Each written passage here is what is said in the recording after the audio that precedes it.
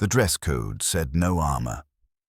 So she wore bones, then taught the galaxy to fear her. Before first contact like this, if you think they're not ready for what we really are, enjoy the story.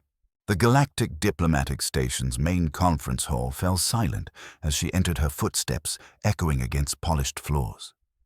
Every eye sensor and energy field in the room turned toward the small human figure walking with quiet confidence toward the designated Earth representative seat. Marra, Level 8, surveyor of the Galactic Survey Union, stood barely 5 feet tall in a galaxy where most sentient species measured their diplomatic worth in meters. Her formal diplomatic attire consisted of a necklace of polished vertebrae clicking softly against treated leather earrings carved from massive tooth fragments, and a bracelet that pulsed within a rhythm. The Scifi delegation dimmed noticeably as she passed. 3 Chernari representatives clicked their mandibles rapidly, creating harmonics their translators rendered as extreme psychological distress.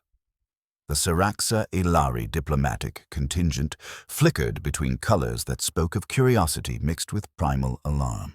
But it was Vorak Ironhowl who commanded attention. The Krellnon war-archive sat like a mountain of scarred muscle and barely contained violence, his ceremonial armor polished to mirror brightness. 2.5 meters of apex predator evolution, bred for warfare across burning worlds, studying the human with eyes that had seen star systems rise and fall. Marra settled into her seat with fluid grace, completely oblivious to the fact that half the diplomatic corps was calculating escape routes. The bone jewelry clicked softly as she arranged her documents, each sound carrying implications that bypassed conscious thought and spoke directly to survival instincts. "Is there a problem?" she asked pleasantly, looking around the chamber with bright, curious eyes. Her voice carried casual confidence that suggested she genuinely didn't understand why everyone seemed so tense. What drives a species to wear death as decoration? The answer, as the galaxy would soon discover, lies not in savagery, but in a kind of mathematics that turns survival into an art form. The atmosphere in the conference hall had shifted from diplomatic formality to something resembling a nature documentary about apex predators. Conversations resumed, but in hushed tones that carried undertones of nervous energy. Siraxa Ilari, the lead diplomatic coordinator for the Lumivox Consortium, maintained her composure with practiced skill, but her containment field flickered with colors that suggested she was accessing extensive databases on potential threats. "The Earth representative appears to be unconventional," she murmured to her aide, whose energy pattern was cycling through rapid-fire threat assessments. Across the chamber, the Chernari delegation was engaging in rapid mandible clicking that their species reserved for discussing existential threats. Their translated conversation emerged as increasingly concerned observations about bipedal persistence predators and decorative ossification practices. But it was the quiet conversations that carried the most weight. Diplomatic staff who'd spent decades mastering interspecies relations found themselves whispering about human survey teams and disturbing reports that had been filtering through official channels for years. Vorak Ironhowl said nothing. The Krellnon War Archive simply watched his scarred face unreadable, processing threat assessments with methodical precision. His species had deep cultural appreciation for warriors who understood that survival often required unconventional approaches. The formal proceedings began with ritual precision. Each delegation presented credentials with ceremonial gravity that acknowledged humanity's first formal application for full Galactic Council membership. Flowery speeches about cooperation filled the air, translated into 47 different languages. Through it all, Marra sat quietly taking notes with a stylus carved from dense bone material. She listened with focused attention, occasionally nodding at interesting points about trade agreements and cultural exchange programs. What she didn't notice was the way conversations stopped when she moved, or how other delegates unconsciously shifted positions to maintain clear sightlines to exits. The galaxy's most accomplished diplomats were treating her presence like a barely contained natural disaster. Perhaps Siraxa, Ilare said with careful diplomacy, the Earth representative could explain the cultural significance of her accessories. The question hung in the air like charged plasma. Every universal translator highlighted the inquiry with priority flags, recognizing the diplomatic weight behind simple curiosity. Marra looked up from her notes, genuinely pleased that someone had asked. Her face lit up with enthusiasm that suggested she'd been hoping for exactly this opportunity. "Oh, these..." She touched the vertebrae necklace with obvious pride. "They're from my survey work. Each piece represents successful completion of hostile environment protocols." She lifted the necklace slightly, letting the polished bones catch the chamber's lighting. "This particular set is from the Kepler 442b expedition." The silence that followed was the sort that preceded either standing ovations or evacuation procedures. The bones appear to be from multiple organisms. Observed one Xeravi delegate, their crystalline form refracting light in patterns suggesting intense curiosity mixed with caution. "Well, yes," Marra replied, pulling out a standard survey tablet that began projecting holographic documentation with casual efficiency. Survey Protocol 847C requires comprehensive documentation of all hostile encounters. I always keep detailed records.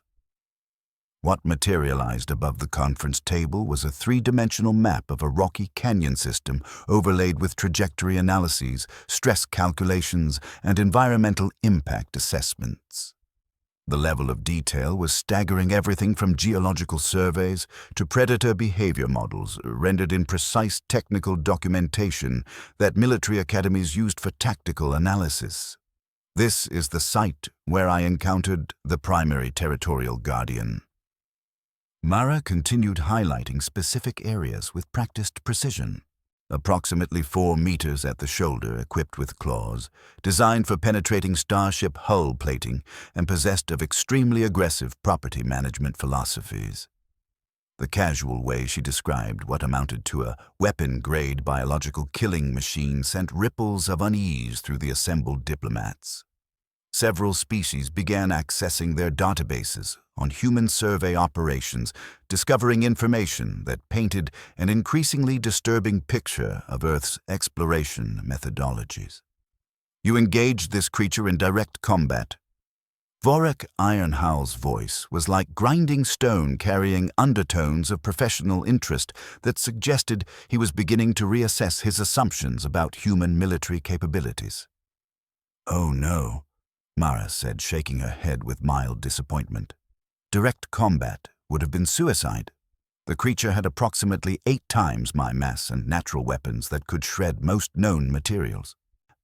She manipulated the holographic display, showing the canyon from multiple angles. "So I used applied physics instead." What followed was a masterclass in what would later be classified as environmental warfare tactics. The hologram showed survey cables strung between canyon walls with engineering precision, creating a network of redirection systems that turned natural geography into a 3-dimensional trap. "Survey cable has a tensile strength of 43,000 pounds.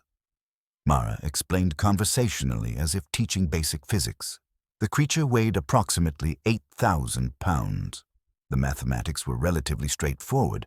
Redirect the charging momentum into the canyon wall using principles of leverage and gravitational acceleration. The holographic display showed the massive predator's charge being redirected with mechanical precision, sending it into the rock face with enough force to register on seismic equipment 3 kilometers away. What appeared to be lucky escape revealed itself as carefully calculated engineering, turning environmental features into improvised weapons systems. But that wasn't the shocking part. The holographic display shifted, showing movement patterns that made several delegates unconsciously lean back in their seats. New contacts appeared on the tactical overlay, larger, more numerous, converging on the canyon system with the coordinated precision of experienced pack hunters. Family group. The Chirnari representatives' mandibles were clicking so rapidly that the translator could only render the sound as stress-induced communication overflow. Territorial apex predators rarely operate in isolation, Marra replied, calling up additional documentation with the sort of bureaucratic efficiency that suggested she dealt with this type of inquiry regularly. Ecological surveys of the region indicated a complex social structure based on extended family units sharing hunting grounds across approximately 40 square kilometers. What she was describing in clinical scientific terms was essentially a coordinated military operation conducted by creatures that individually outweighed main battle tanks.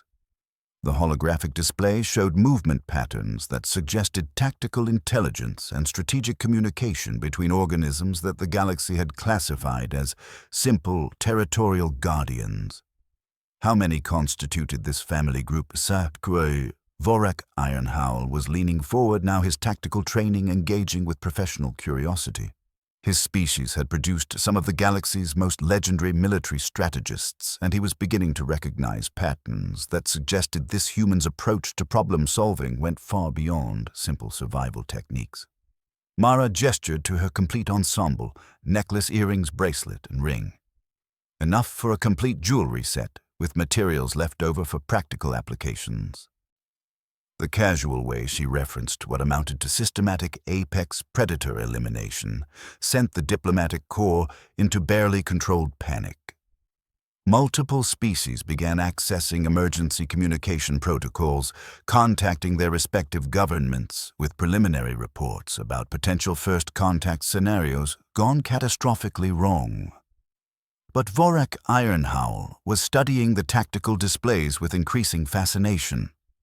His warrior culture had spent millennia perfecting the art of single combat against dangerous opponents, but they'd always assumed combat between organisms of roughly equivalent capability. Nothing in Krell martial tradition prepared them for dealing with something that weighed less than their ceremonial armor, but had apparently turned apex predator elimination into a routine administrative procedure. You're claiming to have eliminated multiple apex predators using survey equipment and environmental manipulation, he said slowly, his voice carrying the sort of careful formality that suggested he was operating in uncharted territory. In Krell culture, such claims would require proof of honor. "Oh, I have proof," Marra replied, pulling out additional documentation with the cheerful efficiency of someone who'd prepared for exactly this type of verification request. Galactic Survey Protocol 847C requires comprehensive evidence of all hostile encounters. Environmental impact assessments, geological surveys, biological sampling, everything properly documented and filed in triplicate. What she produced was a bureaucratic nightmare of such staggering completeness that it could only have been generated by someone who took regulatory compliance very seriously. Tissue samples, DNA analyses, environmental restoration plans, and what appeared to be a complete ecological impact study covering the effects of removing 7 apex predators from a balanced ecosystem. The documentation was thorough, professional, and absolutely terrifying in its implications. This level of tactical planning, Vorak Ironhowl muttered, reviewing displays that showed battlefield preparation techniques that would have impressed military academy instructors, suggests systematic approaches to combat that go beyond simple survival responses.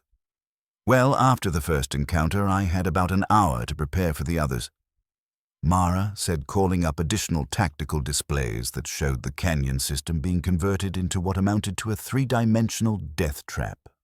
Survey training emphasizes adaptive problem-solving and resource optimization under pressure.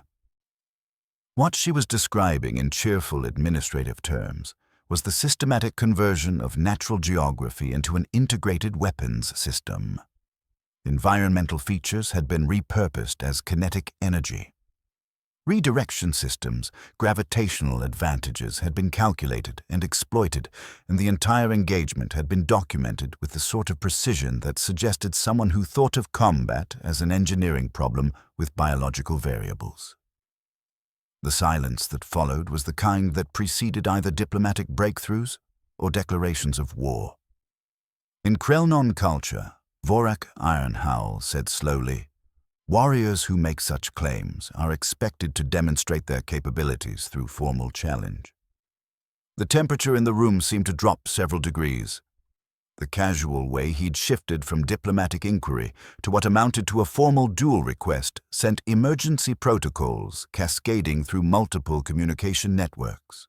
Diplomatic staff began calculating evacuation procedures while simultaneously trying to determine if they were witnessing history or about to become part of a very expensive interstellar incident.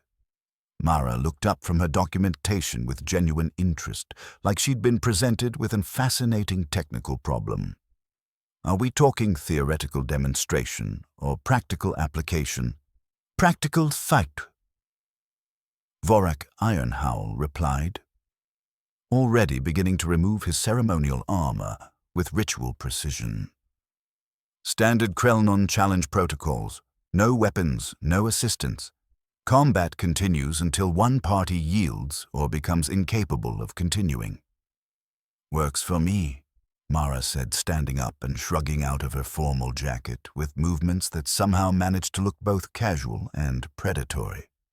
Though I should mention humans have slightly different ideas about what constitutes fair fighting. The Galactic Diplomatic Station's secondary conference chamber had been hastily converted into what could generously be called a formal combat arena. Diplomatic staff from 6 different species pressed against the observation windows their various forms of documentation equipment, recording everything for what would later become one of the most analyzed encounters in interspecies relations history. Vorak Ironhowl stood like a monument to evolutionary warfare, 2.5 meters of scarred muscle and bone bred across generations for personal combat.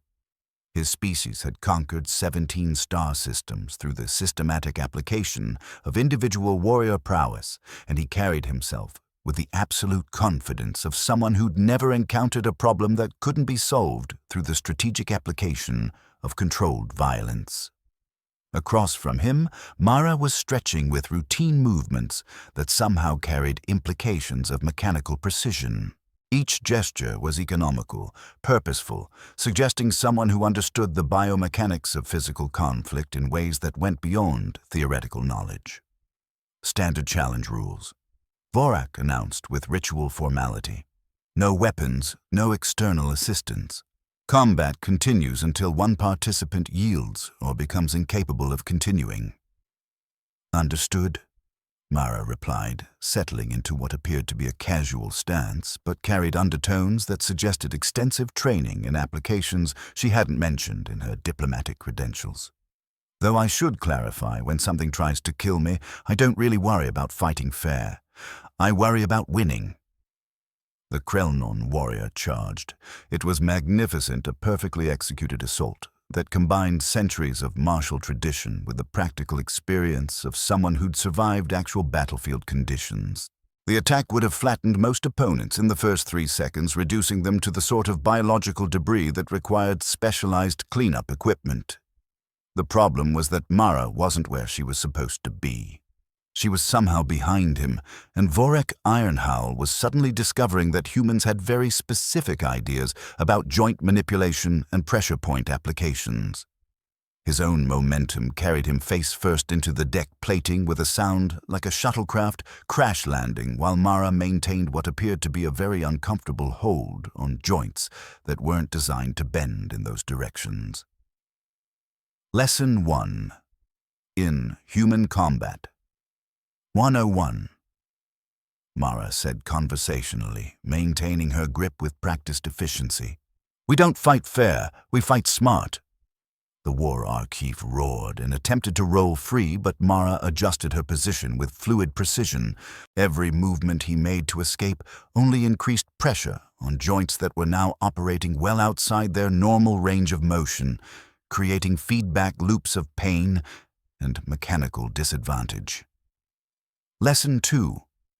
She continued, shifting her grip slightly to demonstrate the point. "We study our opponents. I've been watching how you move since you walked into that conference room." Krellnon physiology has 17 major joint vulnerabilities, and your species relies too heavily on brute strength over tactical flexibility. The casual way she recited anatomical weak points while maintaining what amounted to a mechanical restraint system sent chills through the watching diplomats. It suggested someone who'd made a systematic study of how to disable members of other species' information that could only have been gathered through extensive practical experience. Lesson 3.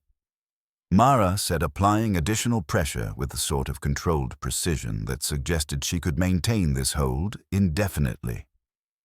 Humans don't just hunt predators for survival, we hunt them for sport. It's called recreational hunting, and we've been perfecting it for approximately 50,000 years. The massive warrior was making sounds that the universal translators couldn't process, but the meaning was clear enough.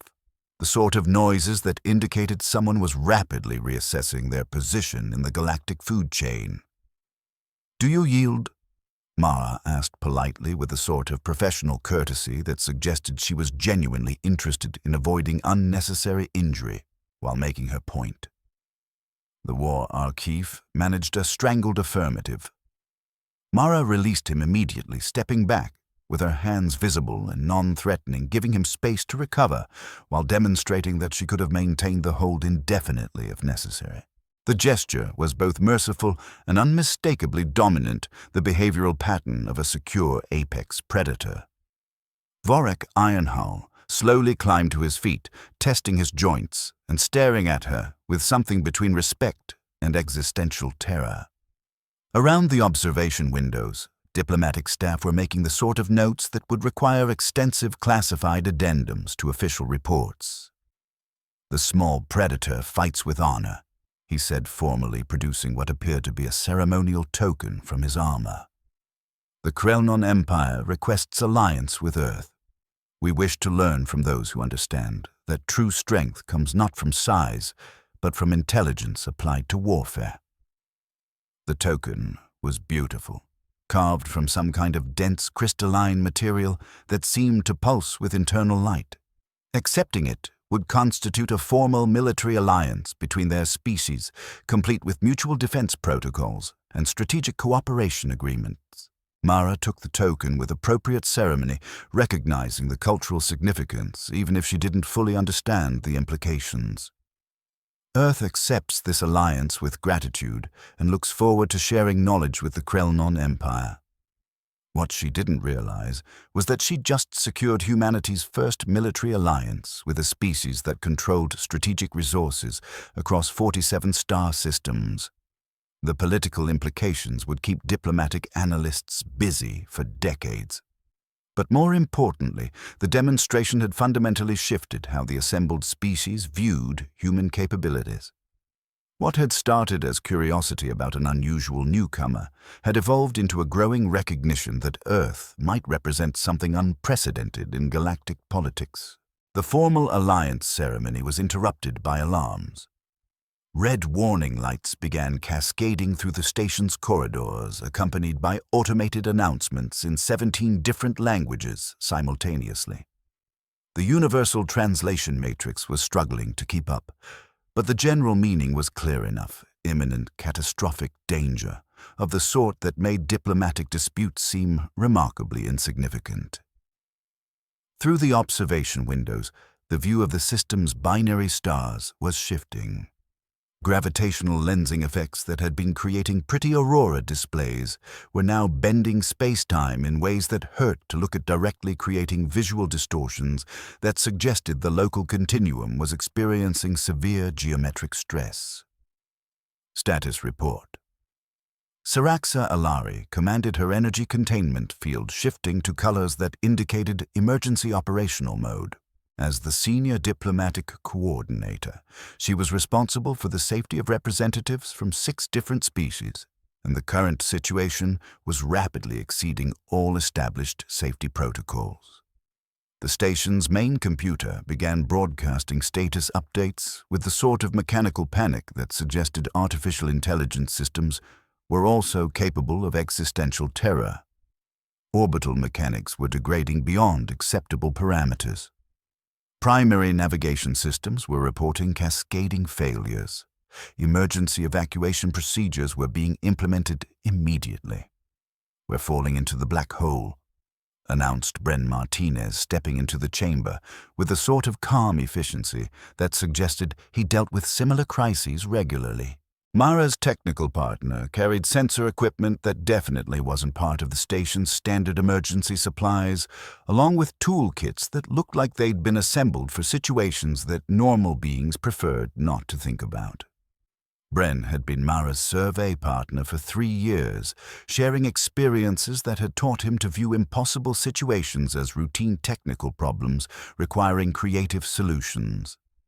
He was the only person in the galaxy who'd watched her turn catastrophic equipment failures into learning opportunities, and he'd developed the sort of unshakable confidence that came from extensive exposure to successful human problem-solving methodologies. "How long do we have?" Vorak Ironhowl was already moving toward emergency stations, his warrior training engaging with tactical assessment protocols. The Krellnon Empire had survived by adapting quickly to changing threat environments, and he recognized the signs of a situation that would require unconventional approaches. "Depends on your definition of have." Bren replied, consulting his improvised sensor array with the sort of professional focus that suggested he was reviewing routine diagnostic data rather than monitoring their descent toward infinite gravitational compression. "The good news is, we've got maybe 90 minutes before the station breaks apart completely. The bad news is we've got about 20 minutes before orbital decay passes the point where conventional thrusters can compensate." "And the really bad news?" Marra asked, though her tone suggested she was already calculating solutions rather than dwelling on problems. "The primary navigation computer has decided that the situation exceeds safe operational parameters and has initiated protective shutdown protocols. We're locked out of most primary systems while the AI waits for rescue that isn't coming." The evacuation shuttles had already launched, carrying diplomatic delegations from every species except the humans. Through the observation windows, they could watch sleek vessels disappearing into hyperspace with what could generously be called prudent urgency. "Should we be insulted? They didn't wait for us," Bren asked, already unpacking equipment that looked like it had been assembled specifically for situations that violated multiple safety regulations. "I understand their reasoning," Marra replied, studying structural readouts on her tablet with the sort of methodical focus that suggested she was developing comprehensive solutions rather than simply assessing the magnitude of their problems. When faced with imminent gravitational spaghettification, most rational beings choose escape options that don't involve improvised engineering and wishful thinking. What she didn't mention was that she'd been in similar situations before. Survey work frequently involved operating in environments where conventional safety protocols were inadequate, requiring the sort of creative problem-solving that regulatory agencies preferred not to document officially. The war archive stopped by the shuttle bay. Bren continued connecting his sensor array to the station's emergency power grid with the sort of casual efficiency that suggested he'd performed similar modifications before. Apparently, watching you manually dismantle his combat techniques gave him some kind of warrior's respect reaction. He said, and I quote, "The small predator fights with honor. She should not die trapped in metal cage." Marra looked up from her calculations, genuinely touched by the gesture. That's surprisingly thoughtful. Also, he left emergency supplies and what appears to be encrypted tactical databases covering advanced combat applications. I think the formal alliance includes technology sharing agreements. The station shuddered as tidal forces began affecting structural integrity. Through the observation windows, the black hole's accretion disk was brighter, closer doing things to local space-time that made depth perception completely unreliable. Warning systems were playing a symphony of impending disaster across frequency ranges that most species couldn't hear. "Diagnostics complete," Marra announced, calling up holographic displays that showed the station's current condition in alarming detail. "Primary life support is holding steady, artificial gravity. is maintaining acceptable parameters, and we have atmosphere for approximately 14 hours. The problem is that we're currently falling toward a black hole at roughly 4 kilometers per second and accelerating, and our escape options. Vorek Ironhowl had remained aboard claiming diplomatic immunity and warrior obligation to assist allies in combat situations. His presence was both reassuring and terrifying, suggesting that he viewed their current predicament as the sort of challenge that built character. "Conventional escape is impossible," Marra replied, manipulating the display to show trajectory calculations that painted an increasingly grim picture. "The station's primary thrusters don't have sufficient power to break free from our current gravitational situation. Emergency evacuation systems are designed for threats that don't involve fundamental physics. So we try unconventional escape," Bren said, producing equipment that was definitely not part of standard diplomatic emergency supplies. "I've been working on gravitational sensor modifications that can function in extreme space-time curvature environments. The readings are definitely outside normal parameters, but the math suggests some interesting possibilities."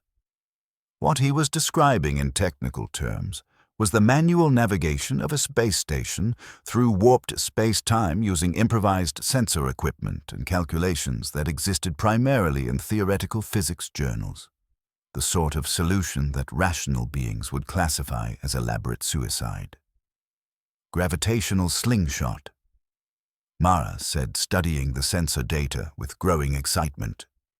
"We can't fight the black hole's gravity, but we might be able to use it. Dive deeper toward the event horizon, pick up velocity, then use that momentum to break free into a stable orbit." The maneuver she was proposing had a margin of error measured in microseconds. If their timing was off by even fractions, they would either miss the slingshot window and fall into the black hole, or overshoot and get flung into deep space at relativistic velocities. Success required precision that exceeded the capabilities of most military navigation systems.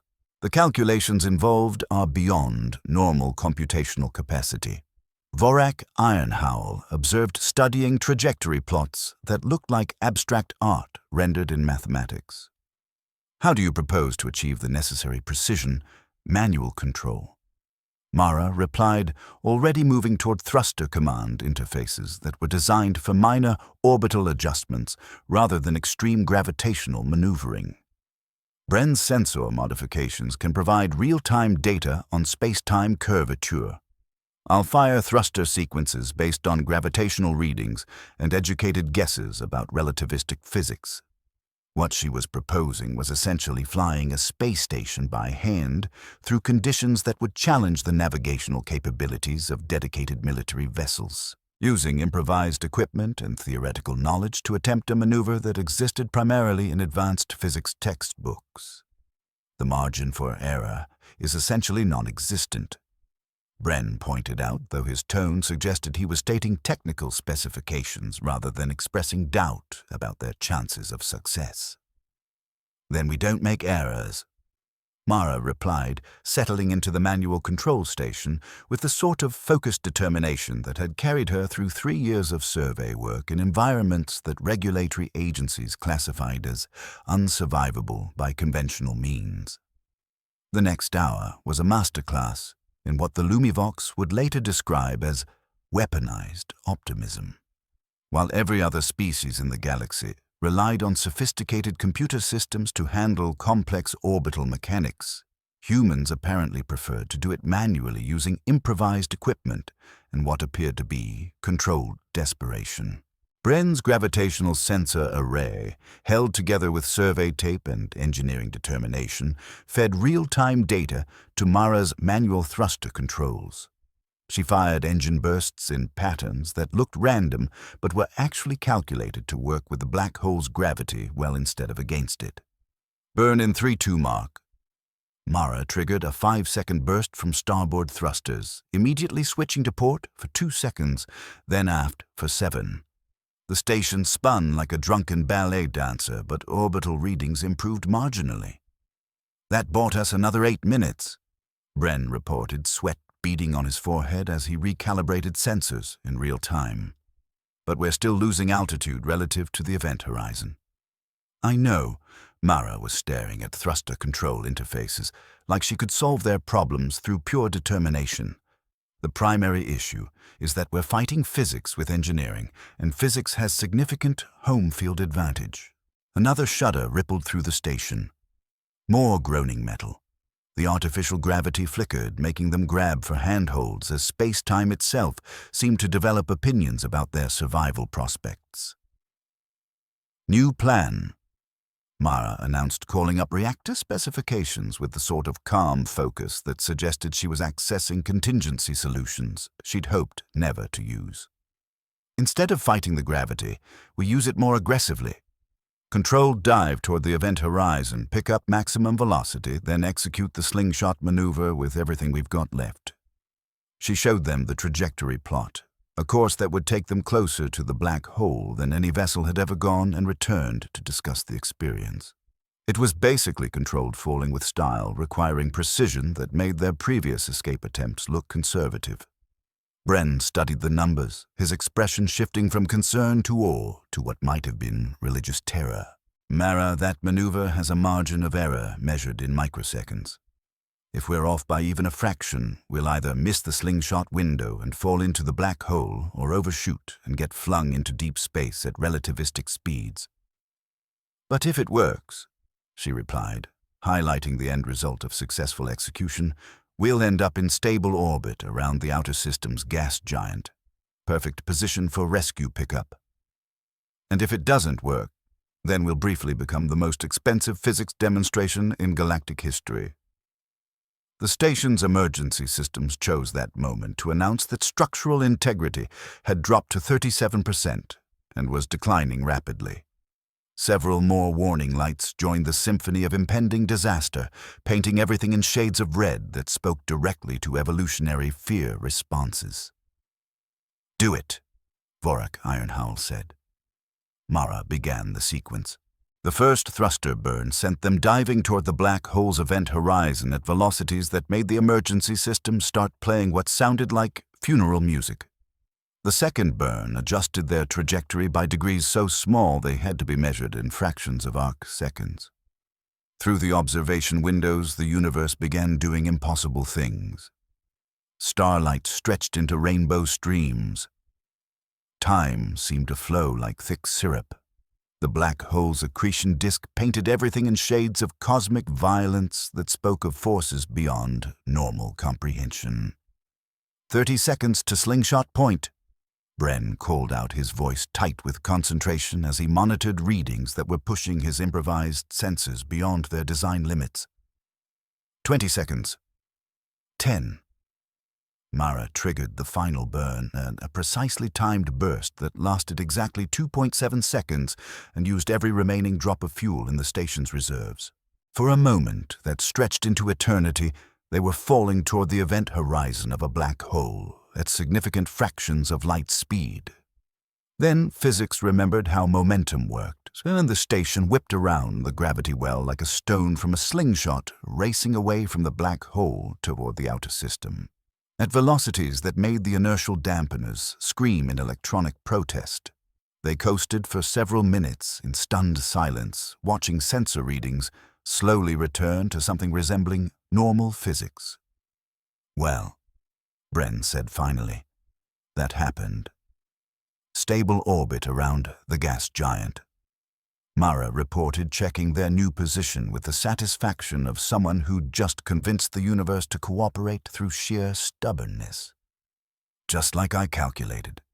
We'll be fine until rescue arrives." The rescue fleet arrived 8 hours later, maintaining what they clearly considered safe distances from the humans who had apparently decided that black holes were minor navigational inconveniences. Vorak Ironhowl's personal transport was the first to dock, and he emerged wearing ceremonial armor reserved for greeting legendary warriors. The intricate engravings told stories of battles that had shaped his people's history, and adding humanity to that narrative represented a fundamental shift in how the Krellnon Empire viewed galactic power structures. Small predator, he said, formally offering Marra what appeared to be a weapon, but was actually a token of alliance that carried implications extending across 47 star systems. The Krellnon Empire formally requests expanded alliance protocols with Earth. We wish to learn from those who treat fundamental physics as tactical opportunities. The Siraxa Ilari diplomatic vessel arrived next, its energy-based crew practically glowing with the sort of excitement that suggested bureaucratic history was being made in real time. Siraxa herself materialized in colors that indicated diplomatic triumph mixed with what might have been professional admiration for sheer audacity. The Galactic Council has been in emergency session for the past 6 hours. She announced her containment field cycling through hues that spoke of regulatory frameworks being rewritten at unprecedented speed. Earth's application for full membership has been expedited through emergency protocols. Expedited how? Marra asked, though she was already suspecting that their impromptu physics demonstration had carried political implications beyond simple survival. Technically, you're now considered a probationary member with full voting rights, unlimited survey privileges, and formal exemption from most safety regulations. Siraxa replied, her energy pattern shifting to colors that suggested she was still processing the implications herself. The motion passed unanimously after we showed them sensor recordings of your solution methodology. Bren looked up from packing their improvised equipment. Sensor recordings? Oh, yes, chittered the Chernari representative as their delegation boarded. The station's emergency systems captured everything. The black hole slingshot maneuver is already being studied by 17 different military academies. 3 species have requested immediate consultations on extreme environment tactical applications. The Lumivox Consortium materialized in shades that could only be described as bureaucratic awe. We wish to commission Earth engineering teams for impossible situation consulting. Our preliminary analysis suggests human problem-solving methodologies could revolutionize our approach to what we previously considered insurmountable challenges. And the Scifi collective added their crystalline representative refracting light in patterns that spoke of civilizational paradigm shifts would like to discuss joint research initiatives. Our mathematical models suggest that human approaches to applied physics could advance our understanding of universal mechanics by several centuries. As they transferred to rescue vessels, Marra found herself wearing her bone jewelry with new understanding of its significance. What had started as practical accessories crafted from successful survey work had somehow evolved into symbols of Earth's emergence as the galaxy's premier solution provider for situations that violated established parameters of possibility. The formal ceremonies took place aboard the Krellnon flagship, a vessel that had hosted peace treaties and military alliances across multiple star systems. In the ship's main hall, representatives from 6 species gathered to witness what historians would later classify as one of the most significant diplomatic developments in galactic politics. Earth's survey teams have demonstrated capabilities that fundamentally alter our understanding of species potential. Siraxa Ilari announced her energy field shifting through the full spectrum of diplomatic formality. Standard classifications no longer adequately describe human approaches to environmental challenges. What she was really saying in diplomatic language was that humanity had proven capable of treating extinction-level threats as routine technical problems requiring creative solutions. The implications extended far beyond simple military alliance or trade agreements. The Galactic Council recognizes Earth as a Class 1 independent member with full voting privileges and unlimited operational authority. She continued producing documentation that represented political developments decades in the making. All safety restrictions are waived in recognition of demonstrated competency in impossible situation management. The formal language concealed revolutionary changes in how the galaxy approached human integration. Instead of the careful monitoring typically applied to new species, Earth was being granted operational freedom equivalent to civilizations that had proven themselves across millennia of galactic citizenship. Furthermore, Vorak Ironhowl added his scarred face, showing the sort of professional satisfaction that came from recognizing true tactical excellence. The Krellnon Empire proposes joint military exercises and strategic cooperation protocols. Our generals are fascinated by human tactical improvisation and wish to incorporate these methodologies into our own strategic frameworks. What he wasn't mentioning was that Krellnon tactical analysts had spent the past 6 hours reviewing sensor data, discovering approaches to combat that challenged fundamental assumptions about warfare between civilized species. Human problem-solving methodologies suggested possibilities that had never occurred to cultures focused on conventional military applications. The Lumivox Consortium seconds this proposal. Siraxa added, and extends invitations for human participation in several critical infrastructure projects that have been delayed due to technical impossibilities. Our preliminary analysis suggests that obstacles we considered insurmountable might be merely inconvenient from human perspectives. Over the following weeks, similar invitations arrived from species across known space. Engineering challenges that had stymied civilizations for centuries, environmental problems that had been classified as unsolvable, tactical situations that had been abandoned as hopeless, all suddenly seemed approachable when viewed through the lens of human creative stubbornness. Marra found herself appointed as Earth's first Galactic Survey Coordinator, responsible for managing requests that ranged from routine planetary assessments to what could generously be called impossible situation consulting. The position came with resources that included access to advanced technology, military support from multiple species, and formal authorization to ignore safety regulations that interfered with successful mission completion. "You realize," Bren said as they reviewed their first official assignment requests, "we've accidentally turned Earth into the galaxy's go-to species for problems that everyone else has given up on."